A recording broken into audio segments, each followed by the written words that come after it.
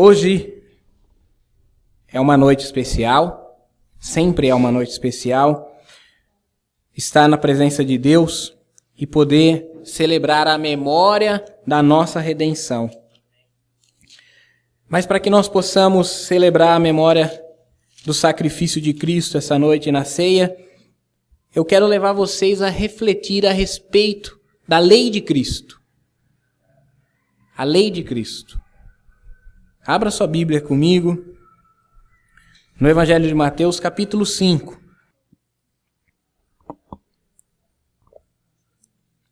Mateus, capítulo 5, do versículo 38 ao 48. Ouvistes o que foi dito, olho por olho e dente por dente. Eu, porém, vos digo que não resistais ao mal. Mas se qualquer te bater a face direita, oferece-lhe também a outra.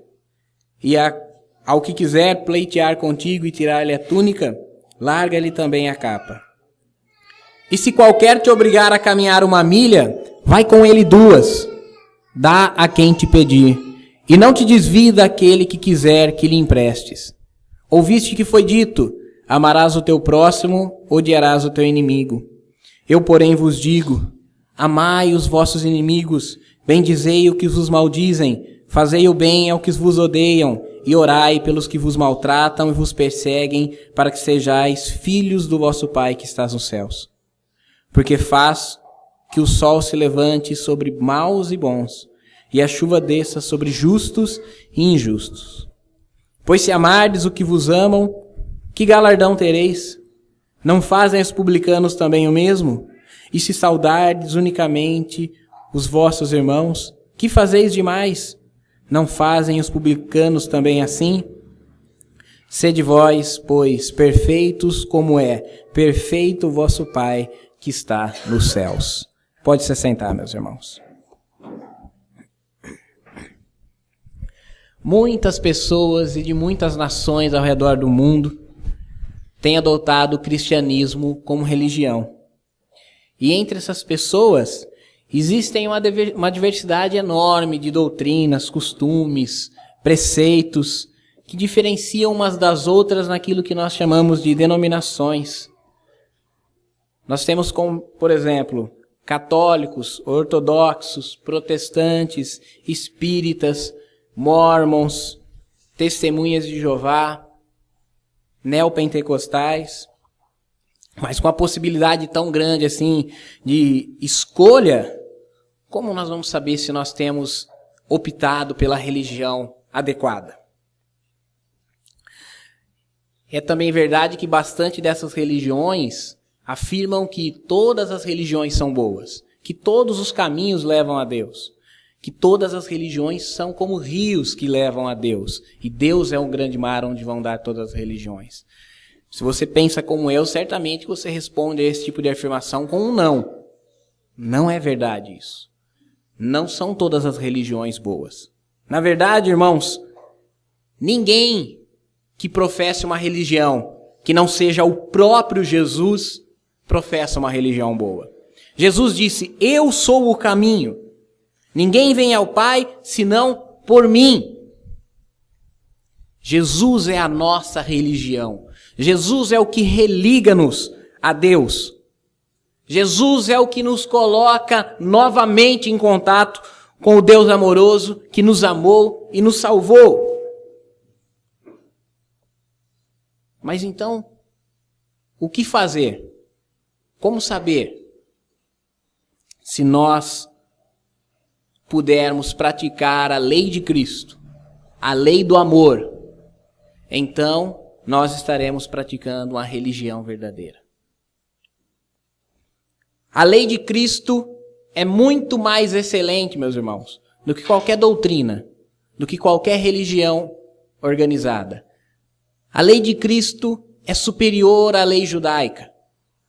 A lei de Cristo é superior à lei de Moisés. Porque a lei de Cristo desafia a nossa própria pessoa. A lei de Cristo desafia o ego. Aquele que valoriza mais a si mesmo do que o semelhante não pode executar a verdade que Jesus nos acaba de dizer. Aquelas pessoas que pensam no seu bem-estar em detrimento, com indiferença ao alheio, não pode entender a lei de Cristo. E a lei de Cristo está aqui, no capítulo 5 de Mateus, quando Jesus começa dizendo: ouviste que foi dito, olho por olho, dente por dente. E com justiça, essa era a lei mosaica. Essa era a lei do pagamento e da pena adequada. Olho por olho, dente por dente. Ferida por ferida. Aquele que ferir com pau, será ferido com pau. E aquele que ferir com ferro, será ferido com ferro. Era assim que se aplicava a pena em Israel. Porque Israel era uma nação. Israel precisava de uma norma, de uma lei civil que o dirigisse. Mas a igreja não é uma nação. Porque existe igreja no Brasil. Existe igreja nos Estados Unidos. Existe igreja na Europa. Existe igreja na Ásia. Existe igreja no mundo árabe, perseguida. Mas a igreja está lá. E como a igreja deve se comportar se em cada uma dessas regiões existe uma lei civil diferente, existem leis penais diferentes? Para isso Jesus nos deu um código muito superior ao que nós temos no Brasil. Talvez você diga, é fácil, né, Tiago? Porque no Brasil a lei é uma tristeza. Muito superior do que há hoje na Europa. Muito superior do que a lei mosaica. A lei dos judeus. Jesus disse, ouviste olho por olho, dente por dente. Porém ele diz, eu vos digo, a qualquer que quiser ferir uma face, dá-lhe a outra. O que isso significa, meus irmãos? Dar a outra face. Dar a outra face fala de perdão. Professar uma religião verdadeira significa estar disposto a perdoar. Perdão incondicional. Perdão como o de Deus. Perdão sem justificativas. Quando eu perdoo completamente de todo erro. Eu estou disposto a passar por cima de tudo. Somente o amor de Deus pode me dar um coração disposto a perdoar. Somente uma conversão legítima pode fazer com que eu perdoe na mesma medida com que Deus me perdoou. E a Bíblia diz que Deus não se lembra dos meus pecados. Mesmo que eu me lembre, mesmo que eu me culpe, mesmo que eu me incomode, Deus diz, eu não sei do que você está falando. Porque eu me esqueci dos seus pecados. E é dessa maneira que nós devemos perdoar. Eu costumo dizer que perdoar não pode ser como enterrar um achado com o cabo para fora. Porque embora esteja enterrado, eu sei bem aonde ele está. E posso muito bem trazê-lo à tona. Perdoar é libertar a outra pessoa. Perdoar é não falar mais nisso.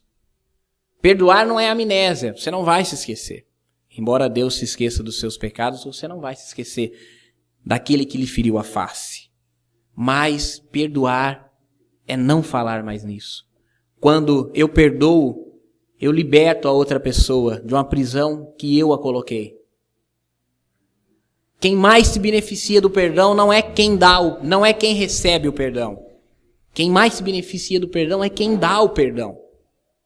Porque a Bíblia diz que aqueles que não perdoam como Deus perdoa, são entregues aos atormentadores. Nós temos uma parábola de Jesus, havia um rei e ele tinha um servo que lhe devia 5.000. E esse servo, não tendo como pagar, foi e apelou ao rei que lhe perdoasse a dívida, e ele disse, tudo bem, eu lhe perdoo. Não prendeu, não escravizou sua família, não expropriou seus bens, mas perdoou-lhe os 5.000. E saindo da audiência diante do rei, esse servo encontra-se com um conservo que lhe devia 5. E tomando companheiro pelo pescoço, esganava e dizia: paga-me o que deve. E levou até o guarda e disse: prende-o até que pague os 5 que me deve. Mas essa notícia chegou até os ouvidos do rei, e o rei mandou que chamasse aquele homem e disse: olha, eu pude te perdoar 5.000 e você não pode perdoar 5 do teu companheiro? E o rei disse ao meirinho: amarra-o e lança-o na prisão. Entrega-o aos atormentadores. Ele não sairá de lá até que pague o último centavo. Meus irmãos, não liberar o perdão significa que eu vou estar entregue a tormentos. E os atormentadores aqui, sim, diz respeito ao mundo espiritual, a demônios. Eu não vou ter paz enquanto eu não perdoar. E eu preciso orar a Deus, porque quando Jesus disse: você ouviu, olho por olho e dente por dente, mas eu vou dizer: dê a outra face. Se alguém quer lhe tirar a sua túnica, larga-lhe também a capa. E qualquer que quiser te obrigar a caminhar 1 milha, vá com ele 2. Jesus diz: não resistam o mal, mas paguem o mal com o bem. A primeira lei de Cristo é o perdão. É o dar a outra face. O segundo ponto do sermão de Jesus é: dá ao que lhe pedir e não te desvie daquele que lhe quer pedir emprestado. A segunda lei de Cristo é a generosidade. Irmãos, generosidade é algo muito complicado. Porque nós devemos ter generosidade sem ostentá-la. Nós precisamos dar sem fazer tocar a trombeta diante de nós. Jesus, na sequência do Sermão da Montanha, ele diz: quando vocês fizerem as suas esmolas, não toquem trombeta diante de vocês. O que sua mão direita faz, não saiba a esquerda. Porque se vocês derem e tocarem trombeta diante de vocês, vocês receberão a admiração dos homens, e aí eu digo que a sua recompensa já foi entregue. Mas se vocês derem de forma oculta, então vocês não terão recompensas dos homens, e a sua recompensa virá dos céus. Generosidade cristã, meus irmãos, não é dar dinheiro aos outros. Paulo disse: ainda que eu desse todos os meus bens para o sustento dos pobres, e ainda que eu entregasse o meu corpo para ser queimado, se não houvesse amor, nada me aproveitaria.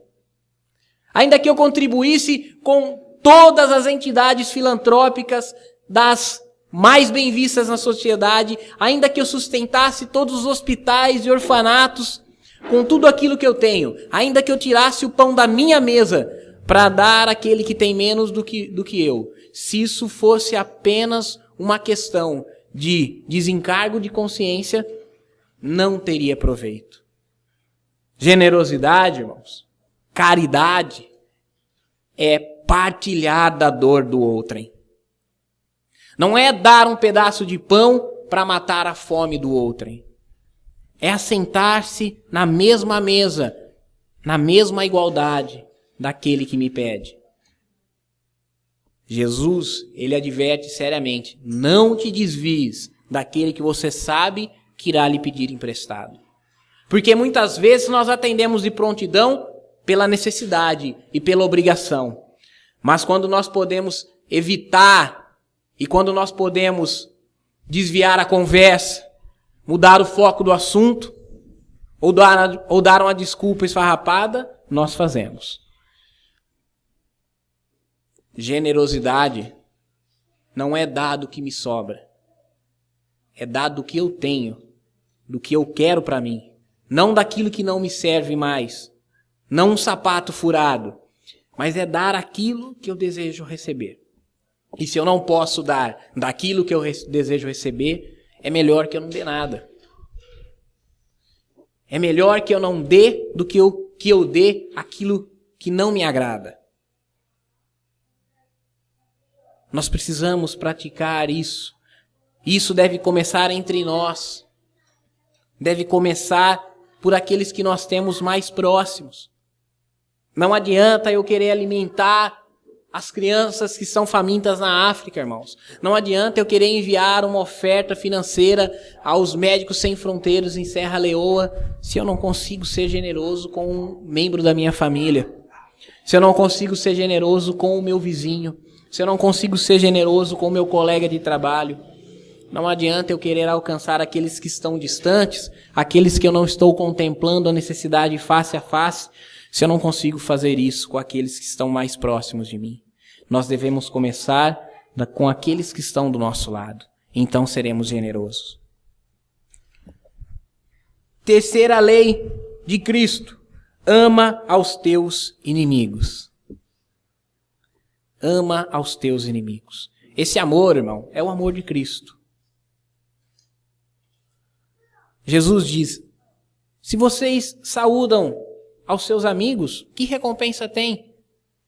E se fazem bem aos que vos amam, que fazem demais?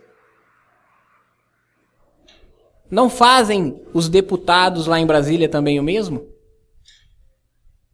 Porque é isso que eram os publicanos. Corruptos. Mal visto. Uma classe desacreditada. Que trabalhava cobrando os impostos romanos do seu próprio povo. Que desviava o dinheiro do seu próprio povo.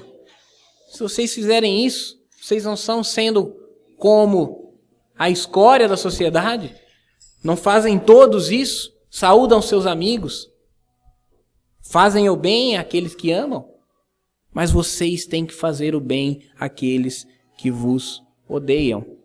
Amem os seus inimigos. E aí Jesus segue dizendo, bendigam os que vos maldizem. Porque a lei do amor ao inimigo começa por aqui. Falem bem daqueles que falam mal de você. Sem ironia, sem sarcasmo, sinceramente. Se você não pode destacar os pontos bons da vida daquelas pessoas que têm falado mal de você, não fale nada. Nós precisamos meditar seriamente a respeito disso, irmão. Falar bem daquele que fala mal de mim é difícil. Recomendar aquele que não me recomenda é complicado. Mas Jesus disse: vocês ouviram, amem o seu próximo e aborreçam os seus inimigos. Mas eu estou dizendo, ame os seus inimigos e comecem bendizendo eles. Comece bendizendo eles. Sem ironia e sem sarcasmo. Ele segue dizendo, faça o bem àqueles que vos odeiam e àqueles que vos maltratam. Muitas vezes, irmãos, nós temos experiências nas nossas vidas das mais diversas. Mas uma que talvez acontece uma hora ou outra na vida de todo mundo é no momento em que nós mais precisamos de uma mão estendida, nós não encontramos. No momento em que nós mais precisamos de uma ajuda de quem nós sabemos que pode nos ajudar, a ajuda não vem. No momento em que nós esperamos receber de quem nós mais acreditamos que está disposto a fazer por nós, nós não recebemos. Mas o mundo dá voltas. Jesus falou que o sol nasce sobre bons e maus, e cai chuva sobre justos e injustos, e os dias vão passando, e nós vamos nos esforçando, e tentando tirar o tempo perdido, recuperar o atraso. E um dia a situação muda, e essa pessoa vai estar diante de nós, e vai pedir uma mão a ser estendida, e nós vamos estar prontos e dispostos a estender a mão. Um dia essa pessoa vai nos pedir, e nós iremos dar. E não emprestar, mas dar. Um dia, essa pessoa vai precisar e nós vamos nos pôr à disposição. Fazer o bem àqueles que nos odeiam. Fazer o bem no dia em que eles mais precisam. No dia em que o nosso coração pecador diz, agora eu quero pisar. Agora eu quero retribuir com a mesma paga. Agora eu quero humilhá-lo. Mas se nós cumprirmos a lei de Cristo, então nós diremos, agora eu irei abençoá-lo. Agora eu irei fazer diferente. Meus irmãos, tudo isso que Jesus fala no capítulo 5 de Mateus é muito prático. Não é nada alegórico. Quando ele diz, perdoa e dá outra face e larga também a capa, vai com ele 2 milhas, é bem assim. Quando ele disse, dá o que pede e não te desvie daquele que vai lhe pedir, é bem dessa maneira, ao pé da letra. Quando ele disse, ama o seu inimigo, comece bem dizendo, é assim. E quando ele diz, se tiver a oportunidade, faça o bem a ele. É para nós fazermos. É para nós fazermos. Depois ele diz, orem pelos seus perseguidores. Orem pelos seus algozes. E nós devemos pensar em Jesus na cruz. Depois que ele foi esbofeteado pelos guardas, pelos homens, os capangas do sumo sacerdote. Depois que ele foi cuspido pelos soldados romanos. Depois que ele foi chicoteado. Depois que ele foi rejeitado pela população de Jerusalém e caminhou a via dolorosa até o Calvário, quando ele foi suspenso na cruz, ele levantou os seus olhos ao céu e disse, Pai, perdoa-lhes, eles não sabem o que estão fazendo.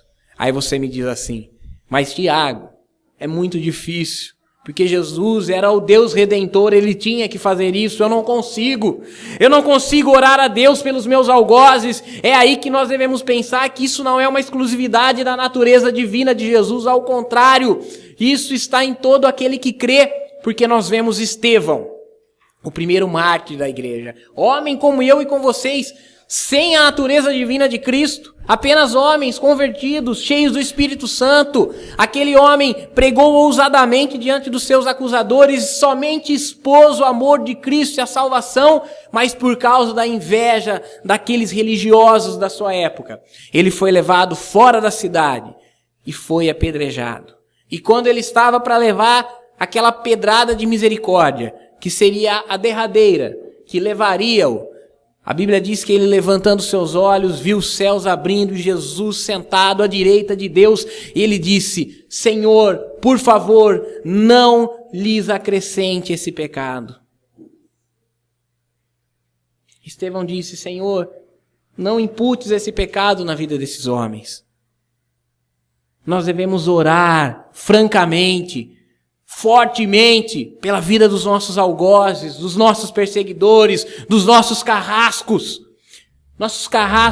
morais, nossos carrascos emocionais, todas aquelas pessoas que nos apurrinham e fazem de tudo para nos ver tristes. Nós devemos dobrar os nossos joelhos francamente, pedir a Deus pela conversão deles, pela salvação, pela redenção deles. Com a mesma intensidade com que eu oro pedindo uma bênção, com a mesma intensidade com que eu oro pedindo um bem a Deus, com a mesma intensidade que eu oro pedindo pela vida do meu familiar mais próximo, de um familiar num leito de morte, com a mesma intensidade de oração e franqueza e sinceridade, eu preciso orar a Deus pela vida dos meus inimigos. Nós estamos aqui cultuando o Senhor. Hoje foi um dia especial para qualquer brasileiro. Hoje nós tivemos a oportunidade de exercer o nosso papel de cidadania no Estado democrático de direito que nós vivemos e fomos às urnas e votamos, escolhendo os nossos governantes. Mas quem diz que aqueles em quem nós votamos serão os eleitos? Serão os escolhidos pela maioria? Mas seja quaisquer que forem, nós devemos começar a orar pela vida deles a partir de amanhã. Nós devemos orar para que no dia 1º de janeiro eles estejam lá para tomar posse. Nós devemos orar para que eles escolham ministros que façam com que a justiça ocorra no nosso país. Nós devemos orar para que eles conduzam com paz e com tranquilidade as nossas vidas. Nós devemos orar, ainda que sejam eleitos perseguidores da igreja. nós devemos orar. E por fim, Jesus encerra o versículo 48 dizendo: sejam perfeitos, como perfeito é o Pai que está no céu. Ser perfeito, meus irmãos, parece utópico, parece até arrogante da parte de quem fala que isso é possível. Mas é isso mesmo. Mas Jesus não disse que nós sejamos perfeitos, mas que nós sejamos perfeitos em cumprir essas obrigações. Não que nós sejamos seres perfeitos, mas sejamos perfeitamente empenhados em cumprir cada ponto da sua lei. Dar a outra face, mesmo que doa o dobro. Dar ao que pede, sem aguardar nada em troca. Amar os inimigos e demonstrar isso através das nossas atitudes. Bendizer os maldizentes, sem sarcasmo, sem ironia. Fazer o bem aos que nos odeiam e fazer com todas as nossas forças. Orar pelos nossos perseguidores e orar com fervor e sinceridade pela vida e pela salvação deles. Infelizmente, nós temos visto que hoje em dia um pessoal que se diz crente, fora das igrejas, procurando servir a Deus longe dos outros.